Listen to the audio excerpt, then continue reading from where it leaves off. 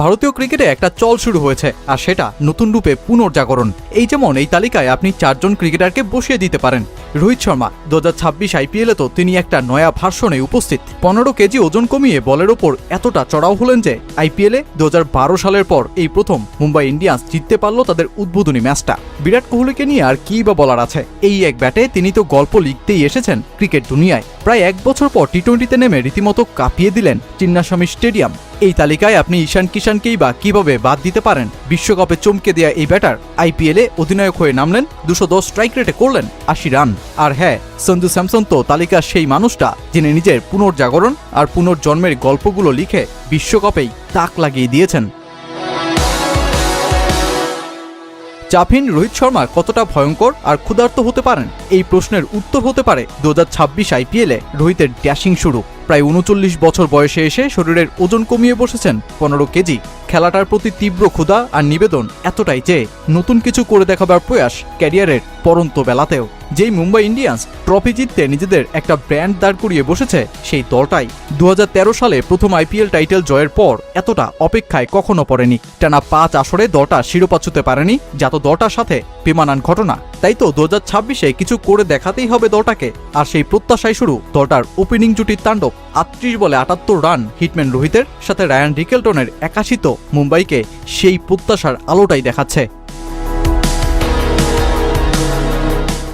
Royal Challengers Bengaluru একটা তুমুল হতাশায় মিশে যাওয়া দল থেকে চ্যাম্পিয়ন এক বিরাট কোহলি দলটাকে আরসিবি ফ্যান্সদের কাছে এমনভাবে পৌঁছে দিয়েছেন যে দলটা বিক্রি হয়েছে 21,850 কোটি টাকায়। কিন্তু আপনি যখন বিরাট কোহলির দিকে নীরব দৃষ্টিতে চাইবেন, তখন তো সব ভুলে সময়ের হিসেবটাই ভুলে বসবেন। 2025 আইপিএলে খেলেছেন শেষ কোনো টি-20, অতঃপর 2026 আইপিএলে নামলেন, হায়দ্রাবাদের বিপক্ষে খেলে বসলেন 38 বলে 69 রান। দেবদূত পাড্ডিকেলকে সাথে নিয়ে দলকে জেতালেন, 202 রানের লক্ষ্য টপকে দিলেন 15 ওভার 4 বলেই। কোহলি জানিয়ে দিলেন প্রস্তুতি সেটা তার মস্তিষ্কে স্থায়ী মেমোরিতেই সেট হয়ে গেছে, শুধু আমাকে নামতে দিন, বাকিটা আমিই বুঝে নেব। বাংলাদেশের বিপক্ষে 210 রান, তবুও জাতীয় দলের রাডার থেকে বাদ। বাকিদের দৌড়ে যখন ভারতের ভবিষ্যৎ পরিকল্পনায় তাকে রাখাই হচ্ছিল না, তখন তাকে ঘরোয়া ক্রিকেটে নিজেকে প্রমাণের জন্য চ্যালেঞ্জ ছুড়ে দেয়া হয়।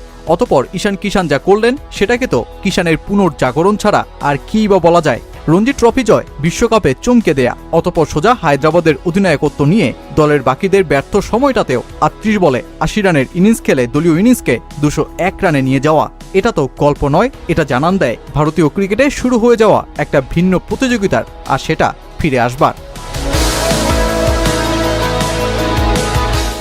একটা ডাগআউটের চেয়ার আর একজন ক্রিকেটারের প্রতি মুহূর্তে স্বপ্নভঙ্গের মুহূর্ত যোগ হওয়া। চারিদিক যখন হতাশায় আচ্ছন্ন, 2024-এর পর 2026-এও যখন বিশ্বকাপে ডাগআউটকেই নিজের ময়দান বানিয়ে বসেছেন সঞ্জু স্যামসন, সেখান থেকে 2026 টি-20 বিশ্বকাপের টুর্নামেন্ট সেরা ক্রিকেটার ঠিক যাকে কিনতে চেন্নাই সুপার কিংস ছেড়ে দেয় তাদের চ্যাম্পিয়ন ক্রিকেটার রবীন্দ্র জাদেজাকেও।